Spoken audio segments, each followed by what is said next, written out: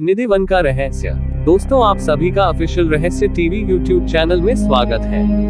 वनस्पति शास्त्री कहते हैं कि वृक्ष सांस लेते हैं, वृक्ष जल पीते हैं और वृक्ष भोजन भी बनाते हैं। लेकिन आपको जानकर आश्चर्य होगा कि मथुरा के वृंदावन के निधिवन के वृक्ष नृत्य भी करते हैं। संभवतः आपको हमारी बात पर विश्वास न हो, लेकिन यह वर्षों का पुराना रहस्य आज भी रहस्य बना हुआ है।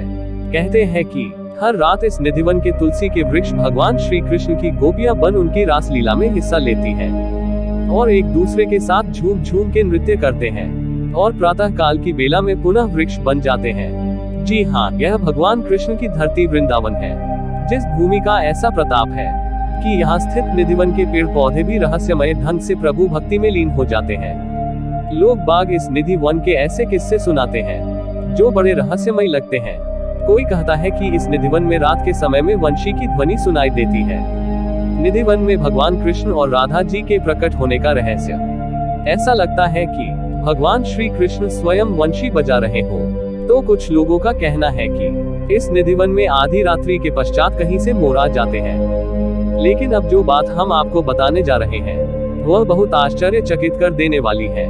लोगों का ऐसा मानना है कि अर्धरात्रि के पश्चात स्वयं मुरलीधर भगवान श्री कृष्ण इस निधिवन में प्रकट होते हैं और उनके साथ होती है उनकी प्रिया राधा। इस निधिवन में भगवान श्री कृष्ण वंशी बजाते हैं, जिसकी धुन में मस्त होकर राधा रानी सहित सैकड़ों गोपियां नृत्य करने लगती हैं। ऐसा कहा जाता है कि यह गोपियां कोई और नहीं बल्कि इस निधिवन के तुलसी के वृक्ष हैं, जो भगवान के चमत्कार से वृक्ष से मानव रूप धारण कर लेते हैं। ऐसा भी कहा जाता है कि इस निधिवन में वंशी बजाने के उपरांत भगवान श्री कृष्ण इस निधिवन में स्थित रंग महल में शयन करते हैं। इस मथुरा के वृंदावन में निधिवन का यह चमत्कार सदियों से चर्चा का विषय है। यहाँ हर रात्रि रंग महल में भगवान कृष्ण के शयन के लिए बिस्तर बिछाया जाता है और रंग महल के द्वार बंद कर दिए जाते हैं। सुबह के समय द्वार खोलने पर ऐसा आभास होता है कि किसी ने इस बिस्तर पर शयन किया हो। जिसने भी निधिवन के रहस्य को कपट से देखने का प्रयास किया, बुरी गति को प्राप्त हुआ। निधिवन में रात्रि के समय भगवान कृष्ण के आगमन के दृश्य को देखने के लिए जिसने भी कपटपूर्ण तरीके से प्रयास किया, वो व्यक्ति अंधा, गूंगा और बहरे हो गया। संभवतः इस निधिवन के तुलसी वृक्ष यहाँ के अद्भुत रहस्य को रहस्य ही बनाए रखना चाहते हैं। वो नहीं चाहते कि निधिवन का रहस्य पूरी दुनिया के सामने प्रकट हो। संगीत सम्राट हरिदास का भी इतिहास जुड़ा है इस निधिवन से।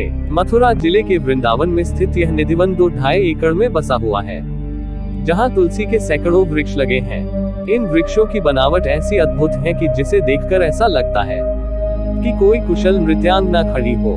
निधि वन का संगीत से बहुत पुराना नाता है। कहा जाता है कि इस निधि वन में संगीत सम्राट स्वामी हरिदास जी जब अपनी गीत संगीत की धुन बिखेरते थे तो स्वयं भगवान श्री कृष्ण उसे सुनने के लिए धरती पर प्रकट हो जाते थे। और जब तक स्वामी हरिदास अपनी मधुर स्वर में गाते रहते, तब तक भगवान श्री कृष्ण इस निधि वन में अपने नैनों को बंद कर उस मधुर आवाज को सुनते रहते थे। कहते हैं कि संगीत सम्राट स्वामी हरिदास के देहावसान के बाद भी भगवान श्री कृष्ण का इस निधि वन में आना बना रहा।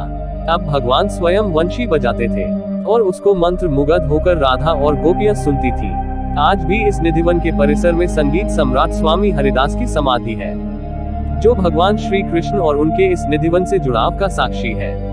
इस निधिवन में भगवान श्री कृष्ण का धाम रंग महल श्रद्धा, भक्ति और रहस्यमय कहानियों के रंगों से रंगा हुआ है।